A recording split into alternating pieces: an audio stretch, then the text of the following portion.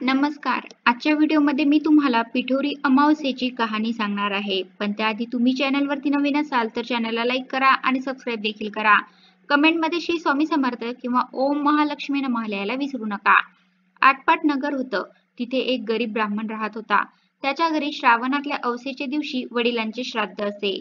इकडे दरवर्षी काय होई, ज्या दिवशी श्राद्ध त्या दिवशी सकाळपासून त्याच्या सुनेचे पोट दुखू लागे व ब्राह्मण जेवायला बसण्याच्या वेळेस बाळंत होऊन पोर मरून जाई. असं झालं म्हणजे ब्राह्मण तसेच उपाशी जात असे. असे 6 वर्ष झाले. 7व्या वर्षीही तसंच झालं. तेव्हा सासरा रागवला.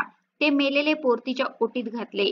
तिला रानात हाकलून लावलं. पुढे जाता जाता ती एका मोठ्या अरण्यात गेली. तिथे तिला झोटिंगाची बायको भेटली. ती म्हणाली, बाई बाई तू कोणाची कोण?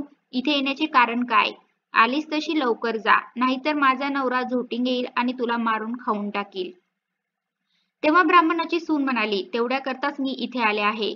झोटिंगाची बायको म्हणाली, बाई बाई तू इतकी जीवावर उदार का?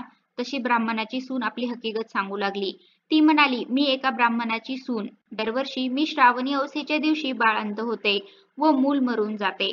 त्याच दिवशी आमच्या घरी आमच्या आजे सासऱ्याचे श्राद्ध असे. माझे असं झालं म्हणजे श्राद्धास आलेले ब्राह्मण उपाशी जात. अशी 6 बाळंतपण माझी झाली. 7व्या खेपेला सुद्धा असंच झालं. तेव्हा मामंजी माझा राग आला. ते म्हणाले, माझा बाप तुझ्या बाळंतपणामुळे 7 वर्षे उपाशी राहिला, तर तू घरातून चालती हो. असं म्हणून हे मेलेलं मूल माझ्या ओटीत घातलं आणि मला घालवून दिलं. नंतर मी इथे आले. आता जगून तरी काय करायचं आहे? असं म्हणून रडू लागली. तशी झोटिंगाची बायको तिला म्हणाली, बाई तू भिवू नको, घाबरू नको.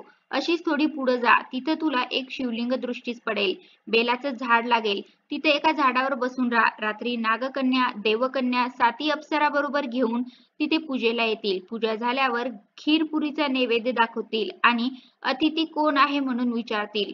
असे झाल्यावर मी आहे म्हणून म्हण. त्या तुला पाहतील. कोण कुठची म्हणून चौकशी करतील. तेव्हा तू सगळी हकीकत त्यांना सांग. ब्राह्मणाच्या सुनेने बरं म्हटलं. तिथून उठली, पुढे गेली. तो एक बेलाचे झाड पाहिलं. तिथेच उभी राहिली. इकडे तिकडे पाहू लागली. तो जवळच एक शिवलिंग दृष्टीस पडले. तशी ती शेजारच्या झाडावर बसून राहिली.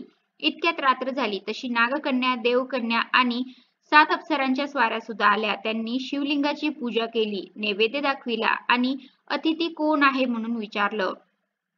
बरोबर ती खाली आली, उतरली. मी आहे म्हणून म्हणाली. तेव्हा सगळ्यांनी मागे पाहिलं. त्यांना आश्चर्य वाटलं. तिची कोण, कुठली म्हणून चौकशी केली. तिनं सर्व हकीकत सांगितली. नागकन्या, देवकन्यांनी तिच्या मुलांची चौकशी केली. तेव्हा अप्सरांनी ती दाखवली. पुढे त्यांना तिच्या 7 मुलांना जिवंत केलं आणि तिच्या हवाली केलं. पुढे तिला हे व्रत सांगितलं. 64 योगिनींची पूजा करायला सांगितली आणि मृत्युलोकी हे व्रत प्रकट करायला सांगितलं. तशी तिने विचारलं, ह्याने काय होतं? अप्सरांनी सांगितलं, हे व्रत केले म्हणजे मूलबाळ दगावत नाहीत, सुखासमाधानात राहतात. पुढे ती त्यांना नमस्कार करून निघाली. ती आपल्या गावात आली. लोकांनी हिला पाहिलं. ब्राह्मणाला जाऊन सांगितले, भटजी भटजी तुमची सून घरी येते आहे. त्याला ते खोटं वाटलं.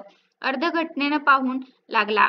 तो मूलबाळ दृष्टीस पडू लागली. पाठीमागून सुनेला पाहिलं. तसा उठला, घरात गेला. मूठभर तांदूळ, तांब्याभर पाणी आणलं. तांदूळ सुनेवरून आणि मुलावरून ओवाळून टाकून दिले. हातपाय धुवून घरात आला. सर्व हकीकत सुनेला विचारली. तिनं ती सारी सांगितली. पुढे सर्वांना आनंद झाला आणि मुलाबाळासहित सुखाने ती नांदू लागली. ही 60 उत्तराची कहाणी 5 उत्तरी सुफळ संपूर्ण. तर अशा प्रकारे आजच्या व्हिडिओमध्ये मी तुम्हाला पिठोरी अमावस्येची कहाणी सांगितलेली आहे.